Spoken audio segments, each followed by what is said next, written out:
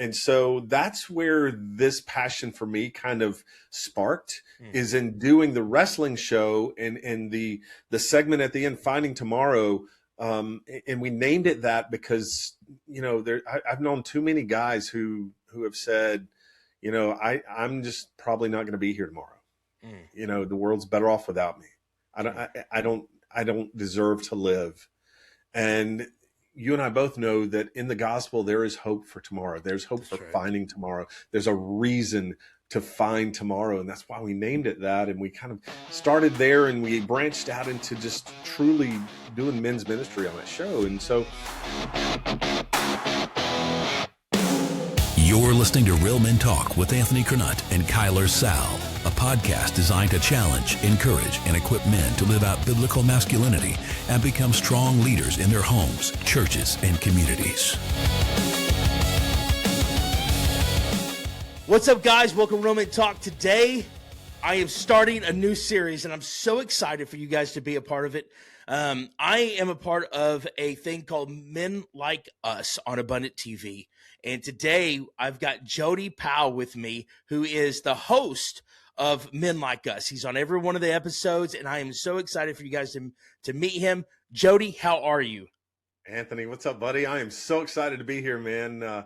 Ready to do some real men talk. Yes. And so, this series coming about, we've been doing Men Like Us for 5 months now or so. Yeah. I think we've been talking about it. I remember Rob coming to me, I don't know, it's probably a better part of a year ago. And he's like, man, I'm really thinking about doing something, Rob and I have kind of grown a relationship, which anybody who knows Rob has a relationship with Rob. He's just one of those guys. I love him. He's a great dude.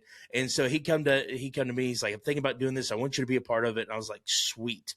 And so, but we have been in full swing. We have recorded 5 episodes. We release once a month. And, this has been an awesome journey. It's been an awesome journey. And I'm sure that you could attest to it because you've been on every one of the episodes as the host. And what's cool about it is we're just dudes. Every one of us, there's nothing special about us. We're just guys having great conversations. And the diversity that we have, right? We have a HR guy that does Christian wrestling commentating on the side, construction workers, hunters, Dan Scott, which we'll have on the podcast, he does sports commentating. I mean, just every avenue, right? Every arena in a man's life, you've got somebody who fits in that. And it's awesome. Yeah, it's definitely been a journey, Anthony. And what I love about the journey is that it hasn't been a journey that I've walked by myself. I mean, God's been step for step right there with it, right? And, as we come to get to know other men and really understand a little bit about their story, a little bit about how they communicate, the things they struggle with. Here's what I love about it. You mentioned some of the guys. Joey is another one, Joey Deese, who is a pastor in Rock Hill. And I told Rob from the beginning, I really don't want any pastors. Yeah. And I said that because I don't want somebody on here preaching, well, you should do this and you should do that. Joey came along and he's like, dude, I struggle with this so much. I don't even have an answer for you. And I'm like, that's my guy. Yeah. That's my guy. That's what we're talking about. Because if I struggle with something, you're going to pick me up. If you struggle with something, I got you. Here's how I got through that. And that's how that whole dynamic of the last 5 episodes, the first 5 episodes have been with Men Like Us. It's like we're talking about topics that men don't want to talk about, right, that we struggle with. We suffer in silence. And, if one of us struggles with it, the other is like, hey, here's what I did. Here's how I got it. Here's how I got through. Here's how God pulled me through this and what God did for me. That's what's really exciting about it. It is. And, speaking of that, the last episode that we recorded, I was on, and, it was on anger. Yeah. And that episode, I'm going to be real transparent for a moment, was really difficult for me. I don't know if because it really is something that I have struggled with my entire life. And, what I like about it is from the content creator side, it gives me an opportunity to be vulnerable about tough subjects that guys can relate with. Right. Mm-hmm. I have an opportunity. I know I know that if I get on there and I act like I have it all together, I'm not doing anybody justice. Nope. Right? Nobody. And That's right. so we get on there and we're very vulnerable. We're just honest. You know what I mean? And everybody has been that way. Right. And Right. it is so cool because we really do. You know, even though Joey's a pastor, I love Joey. He's awesome. You know, then you got Ryan, who's a college professor, and you know, I mean, these guys, they're just so down to earth. They're so you know, and they love Jesus and they love men's ministry, and it is a great combination. And so why don't we start talking about a little bit about the conversation that you and Rob had that really, you know, like I said, you kind of spearhead this thing, and you put a lot of work in. Let's talk about that. Yeah, you know, Rob came to me, and I've known Rob for several years. And like you said, when you get to know Rob, you're just one of Rob's guys, and we just hit it off right off the bat. And ironically, I met Rob through my other passion, which is professional wrestling. And I'm sure we'll dive into that a little bit because there is a tie into the gospel and professional wrestling, even though it sounds like there isn't. But we had a wrestling show on Abundant. I was working with an organization, Wrestling for Christ. We would do a weekly episode of professional wrestling, but also sharing the gospel as part of that show. And I told Rob in the beginning, like, listen, we're happy to bring this wrestling show, but I want a wrestling talk show. How would you like to have a wrestling talk show on Abundant TV? We'll talk about wrestling, talk about what's going on in the world of wrestling. At the end, we'll do something that I had a passion for at the time and still do, which is a segment called Finding Tomorrow. And it was focused on men's mental health and men struggling and men particularly getting through this craziness that Christian men have to deal with in a very broken world, right? And so that's where this passion for me kind of sparked, is in doing the wrestling show and the segment at the end, Finding Tomorrow. And we named it that because, you know, I've known too many guys who have said, you know, I'm just probably not going to be here tomorrow. You know, the world's better off without me. I don't deserve to live. And you and I both know that in the gospel, there is hope for tomorrow. There's hope for finding tomorrow. There's a reason to find tomorrow. And that's why we named it that. And we kind of started there and we branched out into just truly doing men's ministry on that show. And so Rob and I got together and I'm like, Rob, I want to do more. Like I would love for the wrestling show to be an hour. Right now it's 30 minutes, Monday nights, 7:00, Abundant TV. and I'd love to do more. I'd love to have more time. Like I could do a half hour on wrestling and we could do a half hour on just men. And he's like, I've got a better idea. Let's have a men's show. Let's do a brand new show. I've been thinking about this, been talking about it. God's finally just just fed up with me and is pushing me forward to do this. And it just clicked. I was like, oh, I'm in 100%. Now, I'll tell you this, because I said this, I did a revival service a few weeks ago at a church here in South Carolina, and I was very transparent about this show. Because when Rob told me the idea, immediately I was like, yes, I'm in. I'll do whatever it is. And I started thinking about marketing. I started thinking about putting a Facebook page together. I started thinking about the guys we're going to have on, the topics, all of these things that I'm doing. And I forgot to do one thing. Pray. I didn't pray about it. I didn't talk to God and suddenly it kind of became a show for me, right? It was Jody minded. And you know, in the first, and it was even through that first show that we did in December, it did well. The numbers were well. It had a lot of streams. It reached a lot of people. I was personally disappointed that it didn't reach more. Yeah. I wanted more and I wanted more and I wanted more. And God said, doesn't matter what you want. Yeah. And at that moment I realized I never asked God what he wanted out of this show. Yeah. Because it was, and I didn't do it intentionally. I didn't do it nefariously. It was just, I was so excited about it, you know? And so I paused, I stopped, I prayed, really poured into it. And God changed my mind. He changed my mindset. He showed me flaws in some of the things that I was thinking about that I was too proud to see. They were my ideas. They're perfect ideas. They're good ideas. They're going to work. And then God said, no, and here's why. Yeah. You know, and so he shifted my mindset from, a me focus to a kingdom focus.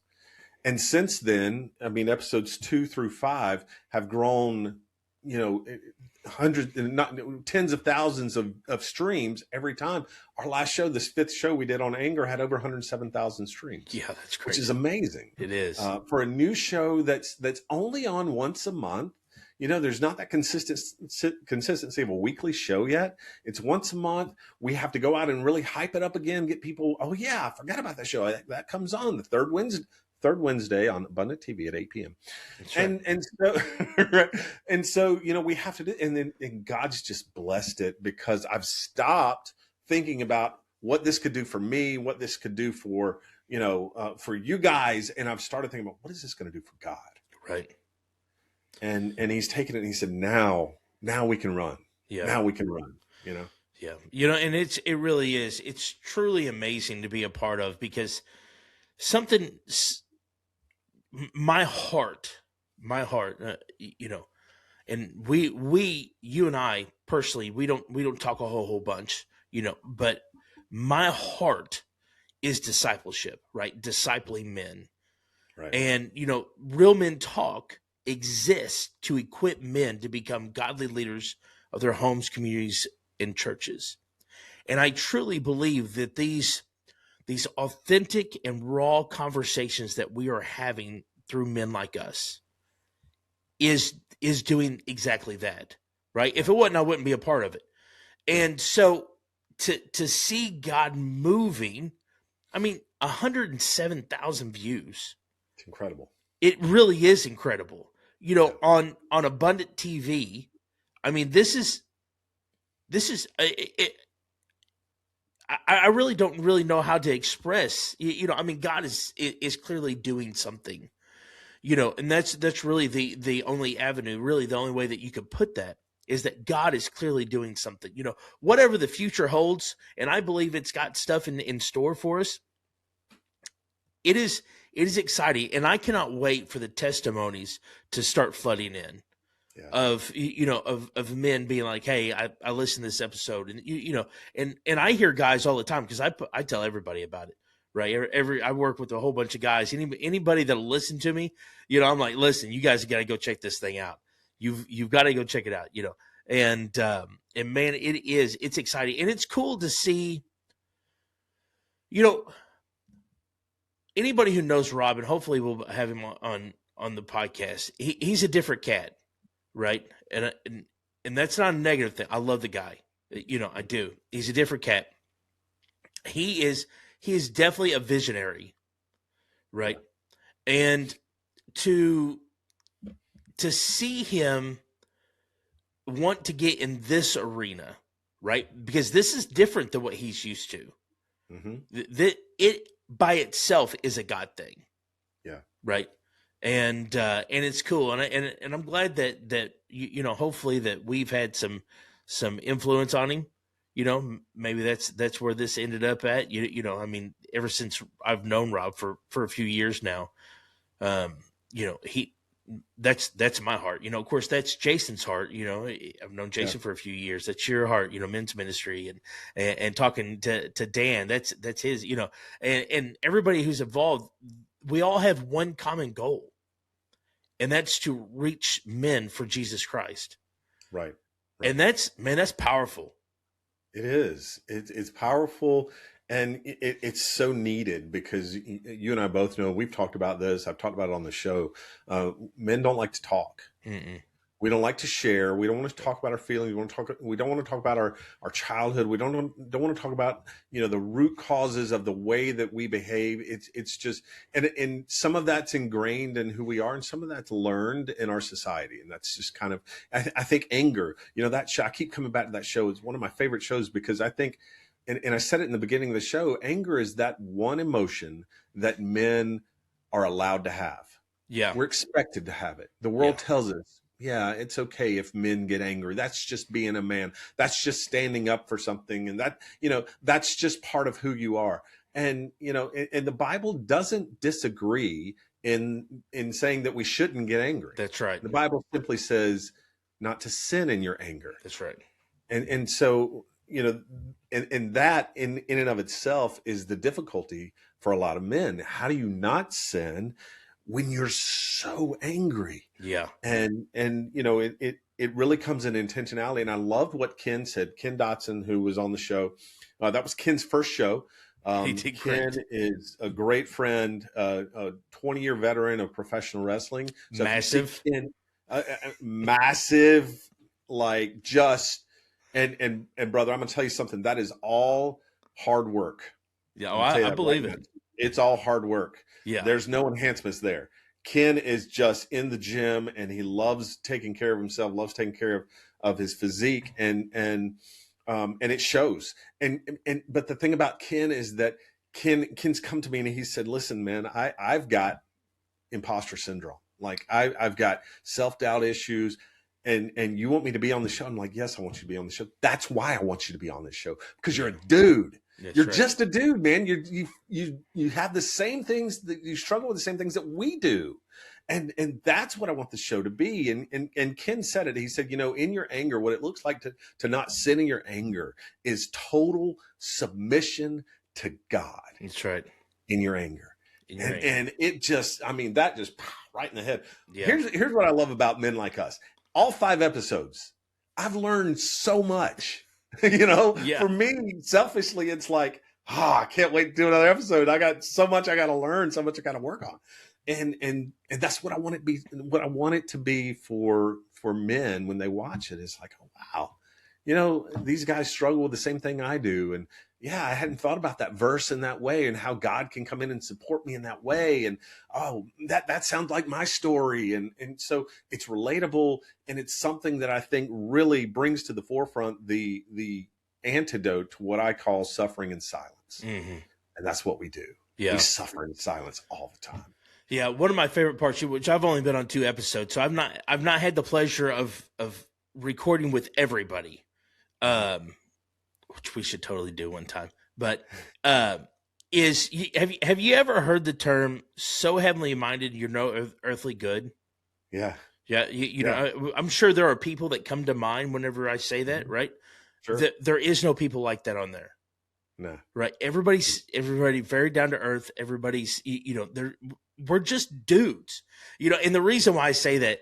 So after we had recorded the episode, so I run the men's ministry at my local church, and we meet on Thursday nights. And so I was going in and we were talking about this, and it was still, the anger thing was still weighing heavy. I was like, man, more people need to hear about this. And I get in there and we were talking about anger, and I hit this guy. I was kind of floored. Like, I really had to catch myself. You know what I mean? And he's like, I don't know what you're talking about. And I was like, what do you mean? He's like, I've never even been, this guy's 70 years old. He's like, I've never even been in a fight. I was like, you were in the military. He's like, I don't know what I was like, listen, here's the thing. You're not the norm. Yeah. Just understand that. Let the rest of us have our conversation. You know, the holy guy sitting over in the corner, you know, I may have been a little bit mean, but you know, the holy guy sitting over the corner, you just stay with it. Let us have our conversation. Cause that, you know, and we don't have guys like that on here. You know, we have guys that understand that we all of us, you, me, Rob, Jason, all of us, we all struggle. Yeah. Right. And knowing that we can still succeed in our struggle. Blake Maddox, a guy that I was telling you about before he started recording, he just spoke and he said something that was really, really hit hard to me. He just had this new book that released. It's called Monsters Live in the Dark. And yeah. Awesome. Oh, dude, it's good and it's powerful. But he was talking about, you know, he was kind of mentoring this guy who wanted to be a pastor, and this guy was really struggling, you know. And he said he was praying about it. And he said, God, he said, I don't understand. This guy he is saved. He is filled with the Holy Spirit. He loves you. He is on his way to heaven. Why is he struggling? Right? Even in this, like, what is the struggle? And he begins to talk about these monsters in the dark, you know, and the fact that we. You know, when you look at Peter, Peter had monsters in the dark, right? Peter struggled. Peter's my guy. Mine too. I tell everybody. When people ask, like, what's your favorite historical biblical character? Mine's Peter, because he gives me hope. Yeah. 100%. But when you look at these guys who, Peter clearly loved Jesus. Yeah. And yet he struggled, right? All of them. When Jesus was hanging on the cross, they all got scared and left. We all struggle. It doesn't mean that you don't love Jesus. It doesn't mean that you're not saved and going to heaven. It doesn't mean that you can't be a good leader. It means that you can still struggle and have an opportunity to work through them. Yep. That's what that means. And we're not supposed to stay in our struggle, right? But that's not what we're saying. We are defined by our struggles. We are defined by our storms, right? The things that we go through, they will show our character, right? We have an opportunity to show the world who we are through our storms. Right. Yeah. Yeah. And when you're talking about that and not staying in your storm and how to get through that, man, I went right back to Exodus. I went right back to the Israelites, the desert, and they got stuck in their storm. Yeah. Couldn't get out of their own way. I mean, and that's a lot for me. A lot of situations where I find myself really struggling is because I just don't get out of my own way. That's right. I get too much into my head. I try to do too much. I try to go too fast. I forget to stop and consult the one who's leading me, right? And if I would just stop and think and pray and listen, be still and know that I am God. Don't go 90 miles a minute. That's my speed, man. That's what, especially if it's something like this where I'm really passionate about. Let's go. Boom. I'm out. We're going. Same way. Let's go. But stop. Yeah. Be still and listen. If I did that more in my life, I'd be so much better off than I am right now. It's funny you mentioned that because I was talking about, I was speaking at a church. I don't know. It's been a few months ago now, but when I was talking about Peter, and the thing about Peter is everybody gives him a hard time about rebuking or about denying Jesus, right? But when you look at him, he was doing exactly what you were just talking about. When he told Jesus, I would die for you, I would go to prison for you, he meant it, right? Absolutely. What did he do? 100%. Yeah. What did he do when all the centurions came? He pulled out a sword. He cut off the dude's ear. Like he had picked a fight. He knew he could not win. Yep. And then Jesus was like, stop it. Right? You moron, I'm putting it in Anthony's terms. You moron. This is not what we're doing. Right. And Peter's going, I could just see him with that sword in his hand going, well, what am I supposed to do now? You know what I mean? And then they take Jesus and he's going, wait a minute. Like, you are my everything. Like, what is happening right now? And then he's standing there and I could just picture him watching this scene of Jesus being beat and stuff like that. And this girl comes up and be like, aren't you one of them? He's going, what? No. You know what I mean? And then now he's stuck in it. Right. But it's like, just like what you said, if we would all just stop and just pray and listen, if he would have listened to begin with, he would have known what was happening. Right. Jesus told him, but we are so quick. We were so quick to just, and that's not always a bad thing. It's not always a bad thing. It's not, because a lot of times God's going to prompt us to move quickly because, time is of the essence. Yes. And you and I both know that we don't know what tomorrow holds. We don't know if there is going to be a tomorrow.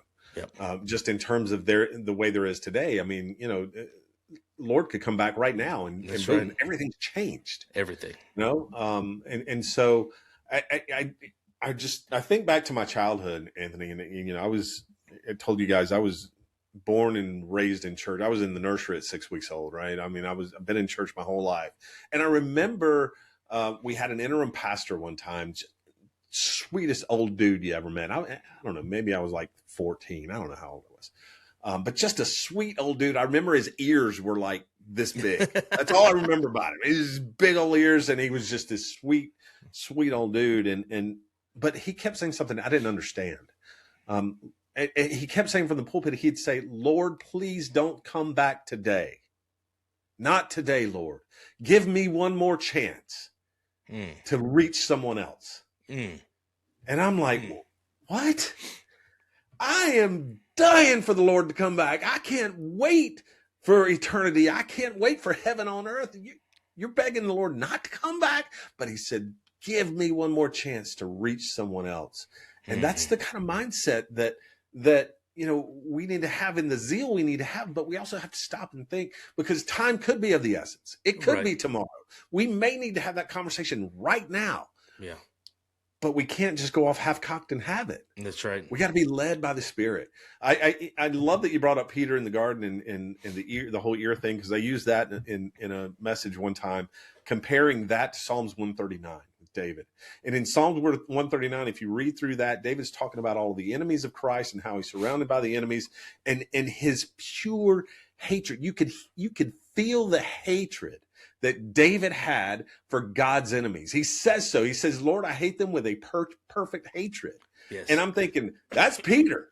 That's that dude. Here we go. We got kindred spirits. But then David, he did something Peter didn't do. He said, search me, Lord. Search my heart. And if there's anything that is in my heart that's going to prevent me from doing what I'm supposed to do in your will, then bring it to light. Yeah. Peter didn't do that. Peter's like, I love you. And by the way, Peter must be a terrible swordsman, right? I mean, you're standing right in front of you, and all you get is his ear? Come on. We say you could clearly tell he was a fisherman because he was going for his neck and missed. He got his ear. I mean, come on, man. That's funny. But what's cool about this story, not to just linger here, but what's cool about this story is, even though Peter's failure here, right, and we can get into his redemption plan and all that good stuff, but God used that same zeal, that same passion, that same fire, that same, right? He used that same person because of his zeal, because of his character and all this stuff. He built the church on his back. Absolutely. Right?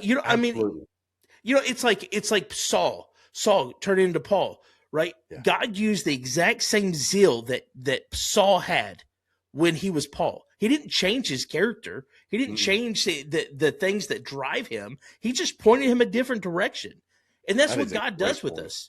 Yeah, that is a great point, man. And all of these things that we have, who we are, our characteristics, our heart, our core values, those things that come to us naturally, those are things that have been given to us by God. Yes. And how we use those things doesn't change the abilities we've been given. That's right. We can use them for worldly things. We can use them for things that aren't of God, and they're still the same abilities. Yeah. Or we could we could have that Damascus Road moment, that turning point, use those abilities for God, and they're still the same abilities. They're just being used for something else, for something bigger, for something better. And so, I tell people all the time, people come up to me and say, how do I become a great public speaker? How do I do that? I'm like, well, first of all, don't imagine your audience in their underwear. That's the worst advice you can give to anyone, especially some of the audiences I've spoken to. Listen, right. Those people sitting on the front row. Right. Yeah. No, don't do that. You want to be a better speaker? Speak. That's the only way. I mean, there's no magic formula. And and those God-given abilities, those are all true. If you want to improve, you want to sharpen those things, use them. Now, how do you use them? What do you use them for? Mm-hmm. If you really want them to be sharpened, if you want them to be progressed, if you really want to understand what God has planned for you, use them for the kingdom. Mm-hmm. Because then he takes you and moves you and puts you in so many different places you never thought you'd be. He did that to me. And I mean, I'm in my 50s now, Anthony, and he did that to me in my 50s. All right. Yeah. So it's not like I was a young man and all of a sudden I'm in this world of professional wrestling. This happened kind of later in my life. Mm-hmm. And God took all of this knowledge that I'd gained since I was 5 years old, watching professional wrestling with my grandmother, watching it, learning the moves, learning the cadence of the commentators, the psychology in the ring. And I thought for 45 years, man, I thought it was useless knowledge. Yeah. I thought, I'll never use that. God picked me up and he put me in a situation where suddenly I'm using it, and I'm using it for the kingdom. Yeah. So let's transition there. So obviously, anybody who's heard you speak at all, you like have the perfect commentator's voice, right? Like the very first time I heard you talk on Men Like Us, I was like, do you guys hear this dude? Like, can you hear him too? You know. But how did you get? How did you get into Christian? Listen, I'm gonna be real honest with you. Until Rob had vaguely mentioned to me, I didn't even know it existed. Yeah. Right. Which I was never a huge wrestling fan or anything like that. Right. But how did you get there? Yeah. So it started with a podcast. I had a podcast a few years ago. It was called the Quotivation Podcast, and I love quotes. And so I would have guests on, and I would ask them, "What's your favorite quote?" I'd ask them to bring their quote with them. Tell us what your quote is. Let's talk about it. How do people use it to motivate them? That's why I called it Quotivation, to kind of motivate them to win their week. And it was, it was podcasts. I mean, they're just like a labor of love. Yeah. And that's what it was for me. And I had a guest on, somewhere in the middle of my episodes, and a former professional wrestler. And I thought, oh, this is gonna be cool because I love wrestling. Let's talk about this. He wasn't a famous guy. He's what we call talent enhancement. He's a guy that goes in and gets his tail kicked by the really good wrestlers every single night to make them look good. And those guys are important, right? I mean, you want to build up a character in professional wrestling, you put them in with someone with talent enhancement and let them make them look good. The careers are made on that. And so I had this guy on. His name's Mark Smith, and Mark came to me, and he's, we just kind of hit it off. Mark's still a good friend to this day. And he came back to me a few weeks later. He said, listen, there's a Christian professional wrestling organization, an independent organization just north of you, right across the border into North Carolina, because I'm in the upstate of South Carolina. It's about an hour away. He said, they're doing incredible things. It's called Wrestling for Christ. And we're going to be on this new Christian streaming television network. We're going to be doing weekly shows. We're going to be writing storylines and doing wrestling, but we're also going to be preaching for the ring. And I'm sitting here listening to this. I'm like, well, that's great for you, Mark. Why are you telling me? Like, I'm jealous, man. And he said, oh, well, I want you to commentate it. Anthony, I mean, it was another one of those moments where I didn't stop and listen and pray. I said, oh yes, I'm in. Thankfully, God blessed me with that. He's like, yeah, I want you to go. Go ahead. But so I started. I went. I met the guys. I started ring announcing, and I started commentating. I'd never done it before. I've never commentated anything other than pro wrestling. And people said, well, how did you do it? Because I've heard similar things, like you've got the voice for it, and you've got the moves and the cadence. It's all mimicking. Like, I grew up on this stuff. I listened to great commentators like Gordon Soley and Bob Caudle and Tony Schiavone and Michael Cole. I've listened and learned from these guys that do it every week, and I just mimic it, and God's just given me this ability to be able to do that and recall all of what I thought was this useless knowledge. Suddenly I'm using it to kind of bring the show to life, to tell the stories, and then also have an opportunity for us to share the gospel, which we would do every show. During intermission, we would have someone speak, whether it was a guest preacher, a speaker, one of our guys giving their testimony. Someone would come and speak during intermission. And, I'm always asked the question, pro wrestling and the gospel, how do you do? Listen, tell the gospel where the people are. Yeah. How many people have I asked to say, hey, come to church with me this Sunday? And like, church isn't really my thing. Hey, come to a wrestling show this Saturday night. Pro wrestling, it's great. Oh yeah, I'm there. Boom. Gospel. Right. Laid right out for them.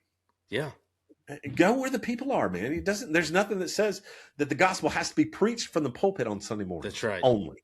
That's right. And so that's how I got into it. And it's led to so many other things. I've done other wrestling organizations around, and you would be amazed at how many Christian professional wrestling independent organizations there are. I was shocked because I didn't even know. Yeah, I mean, and most people don't, but there are so many. And maybe it's because I'm down here in the South, the Bible Belt, and all that. But I've seen Christian wrestling organizations out west, in the Midwest, in the northern Midwest. I mean, they're everywhere. Wow. And there are Christians that love wrestling that want to spread the gospel and use this as a tool. Man, that's cool. That's cool. You know, I mean, it's got to be fun. It's got to be a blast. It's a I've blast. seen just a few of your pictures and different things like that. And you and your wife both are Yeah. involved in this, Well, right? if I was gonna go do it every weekend, I had to get her involved so I could actually go do it. And she Genius. loved it. Now she absolutely knows nothing about pro wrestling. She didn't grow up watching it. She only knows it because of me. Mm-hmm. And I've got a funny story. If we have time, I'll tell it about our wedding video. So I said, come along with me. And she would come to the shows, but I would have to go so early that she'd be sitting for hours just bored. Mm-hmm. I'm like, we got to find you something to do. We got to find you a way to be part of it. She ended up being the commissioner of the entire Wrestling for Christ organization, the on-screen commissioner, and she was what we call a heel. She was a bad guy. Now, my wife is probably the most soft-spoken, sweetest, caring person. She walked through that curtain, Anthony. She got in that ring, took the microphone. You rednecks here need to shut your mouth. I mean, she went off and she's talking trash. And Ken Dotson, Ken Magnum's his ring name. She's poking him in the chest and telling him he's stupid and all this. It was amazing. I was like, oh, you're so amazing. She got to slap me once because we were at odds in the storyline. We were at odds, and I said, okay, this week you're gonna slap me. You're gonna, I'm gonna fight your dudes because I got a little physical. Got in her wrestlers, her favorite wrestlers got I got in their face a little bit, and we exchanged some punches. And I said, and then I'm gonna turn around and you just slap me. She's like, well, I mean, do I have to come close? I said, come close. No, you have to slap me for real. And she goes, can we practice? And I'm like, no, we can't practice. But man, she's she like, did. yes. And I wanted that pop, Mm-hmm. I just wanted that smack so it would reverberate through the arena there. And I did let her practice a couple times. Now, the first time she caught me in the ear. And I was like, whoa. Wait a minute. Yeah. He's now. Cheat, baby, cheat. Come on now. That's the soft spot. This right here is ringing. But she did, man. She loved being that character. She loved being the bad guy. And we, it's still not her thing, Mm-hmm. but it's our thing. And we get to share time together. We get to drive up and down the road together. And anything you can do together as a couple like that is, and especially awesome. something that you're doing that's spreading the gospel. It's pretty cool. That is cool. So let's, I've got to hear the story about your wedding. All right, real quick of the wedding video. All right, so 1997, we've been married we've been married 29 years now. We got married in 97, so of course that was back when VCRs were the thing. There wasn't any of this YouTube or digital recording. You recorded on the big fat cassette tapes. Right. And so we're planning our wedding, and photographer's already expensive, and I'm like, let's just get my brother's father-in-law. He's got a camcorder. Let's get him to record it.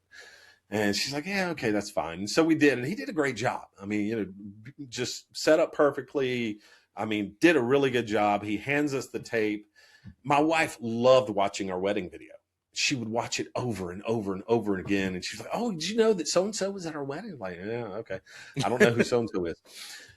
So she would just watch it day in and day out. And so at the time, of course, being a professional wrestling fan, this was the time where you had the Monday Night Wars.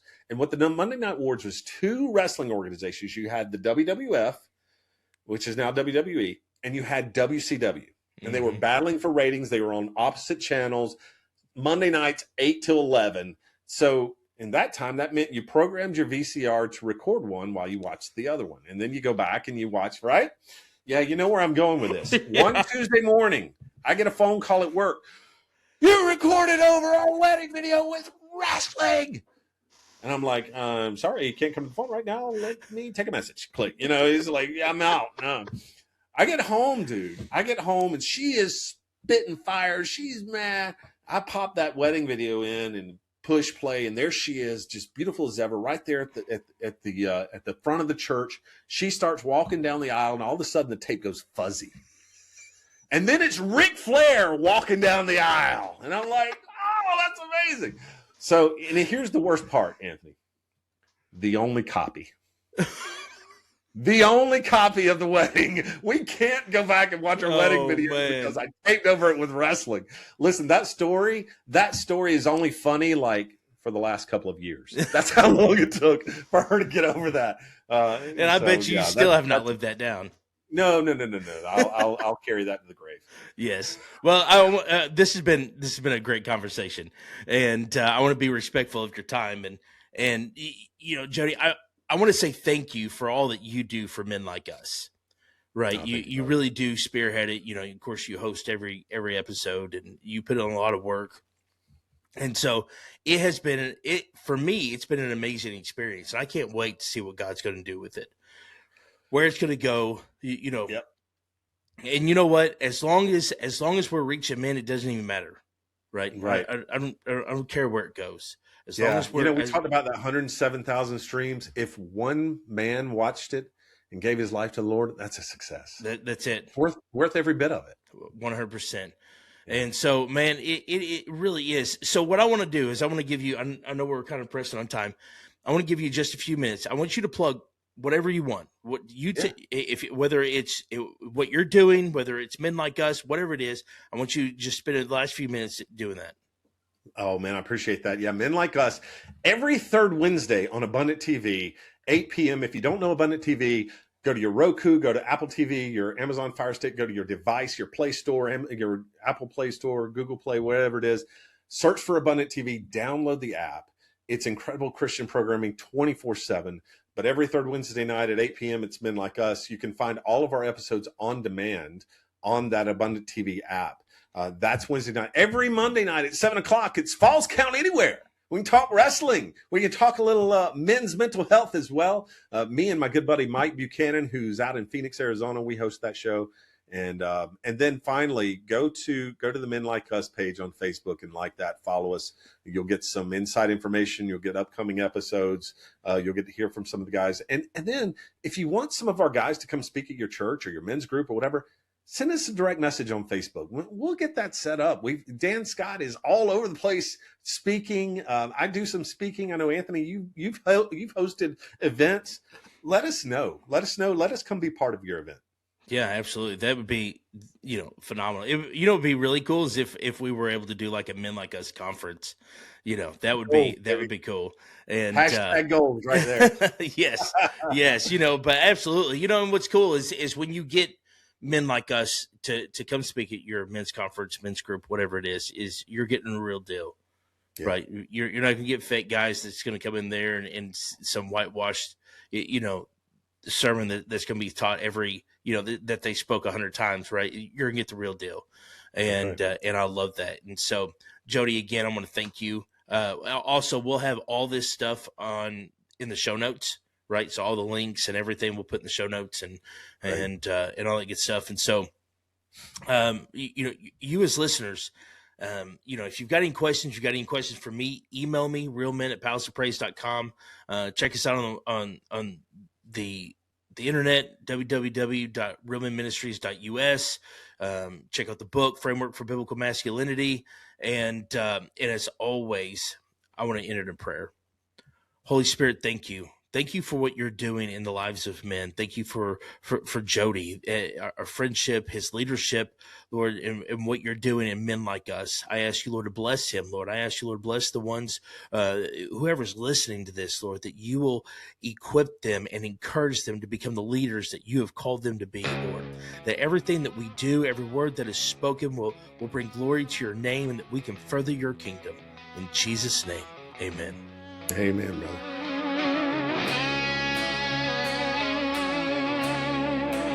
Thanks for listening to Real Men Talk with Anthony Curnutt. If this episode challenged you, take the next step. Check out his book, Framework for Biblical Masculinity. Share this episode with another man and keep growing as a leader in your home, church, and community. This episode was edited and produced by Real Men Studios, LLC, helping podcasts sound as good as their message.